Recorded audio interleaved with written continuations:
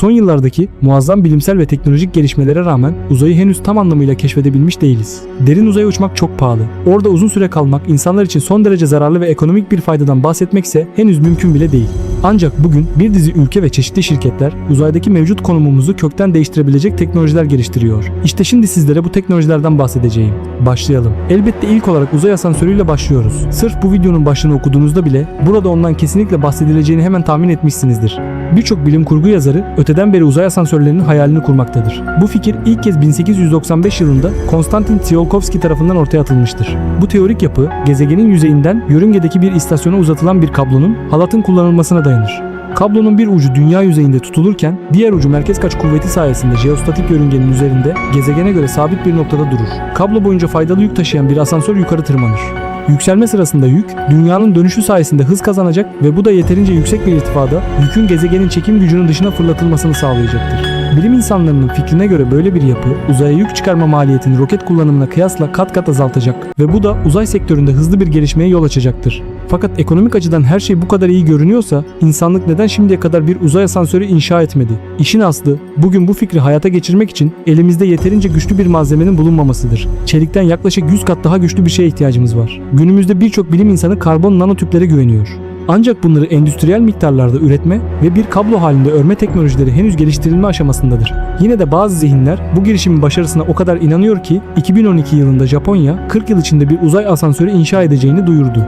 Yakın gelecekte nanotüplerden kablo üretmenin oldukça kolaylaşacağından son derece eminler. Uzay asansörü diğer gezegenlerde de inşa edilebilir. Üstelik bir gezegendeki yer çekimi kuvveti ne kadar azsa ve gezegen ne kadar hızlı dönüyorsa inşaatı gerçekleştirmek o kadar kolay olur.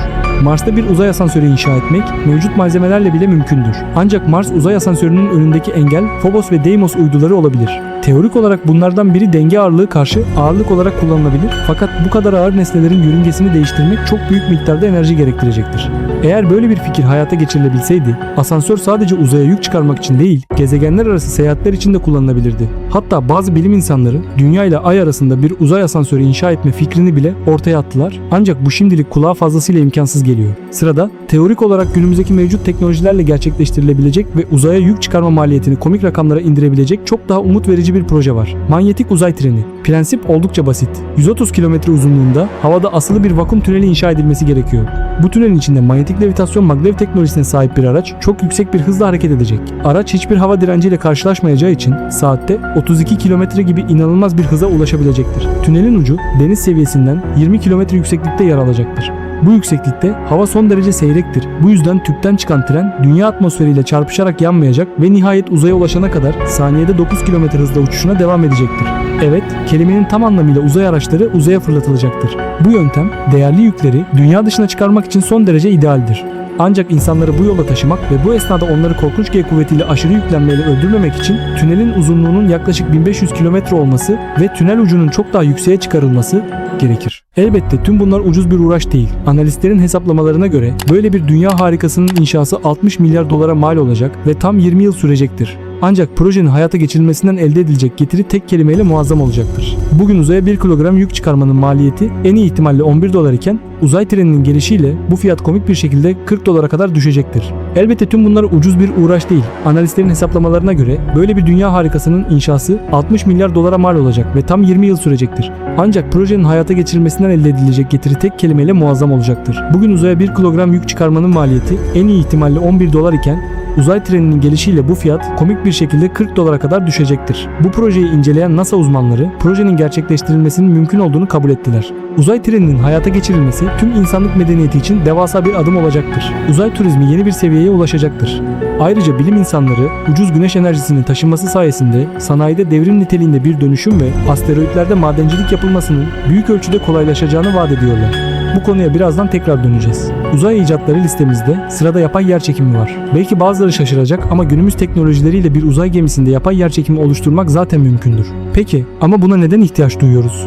Mesele şu ki insanların yerçekimsiz ortamda uzun süre kalması organizma üzerinde çok kötü etkiler yaratır. Kaslar hızla körelmeye başlar ve bunu tüm fiziksel göstergelerin düşüşü takip eder. Bu nedenle uzun süreli uzay yolculukları için yapay yerçekimi oluşturmak bizim için hayati bir zorunluluktur. Bilim kurgu yazarlarının ve bilim insanlarının çalışmalarında sıkça dile getirilen uygulama yöntemlerinden biri kendi ekseni etrafında dönen bir uzay istasyonu inşa etmektir. Böyle bir dönüş, astronotların veya istasyon sakinlerinin üzerinde sürekli olarak bir merkez kaç kuvveti oluşmasını sağlayacak ve onlar bunu bir yer çekimi kuvveti gibi hissedeceklerdir. Örneğin Elysium filmindeki simit torus şeklindeki uzay şehri yapay yer çekimini tam olarak bu yöntemle oluşturuyordu. Yakın zamandaki Passengers Uzay Yolcuları filminde de devasa uzay gemisindeki yer çekimi geminin kendi ekseni etrafında dönmesi sayesinde çalışıyordu. Gemi dönmeyi bıraktığı anda içerideki yer çekimi de hemen kayboluyordu. Ancak şu soru sorulabilir. Bizim neden böyle şehirlere ihtiyacımız var? Örneğin bu şehirlerin yardımıyla asteroitlerden değerli metallerin çıkarılmasını organize edebiliriz. İşte burada bir başka uzay teknolojisine, yani uzay nesnesi yakalayıcısına ve uzayda madencilik teknolojilerine yumuşak bir geçiş yapıyoruz. Özel ve güçlü bir zıpkınla seçilen asteroide tutunacak ve motorlarının gücü sayesinde onu değerli metallerin çıkarılacağı bir uzay kasabasına doğru çekecek bir araç hayal edin. Eğer bilmiyorsanız belirtelim. Asteroitler aslında gerçek birer hazinedir. Örneğin 19 Temmuz 2015'te dünyanın oldukça yakınından yaklaşık 5 trilyon dolar değerinde bir platin asteroid geçti. Aslında tarihin en inanılmaz hazinesi yanı başımızdan geçip gitti ve kimse onu yakalamaya tenezzül bile etmedi. Bu bilgi yakın gelecekte teknolojinin yeterli düzeye ulaşmasıyla asteroitlerden platin, kobalt ve çeşitli nadir minerallerin çıkarılmasının ve bunların dünyaya taşınmasının kendilerine çok büyük karlar getireceğini hesaplayan birçok ülke ve şirkete huzur vermiyor. 1997 yılı fiyatlarıyla bir 5 kilometre çapındaki nispeten küçük metalik bir asteroid, içinde değerli metaller dahil toplam 20 trilyon dolar değerinde çeşitli metaller barındırıyordu.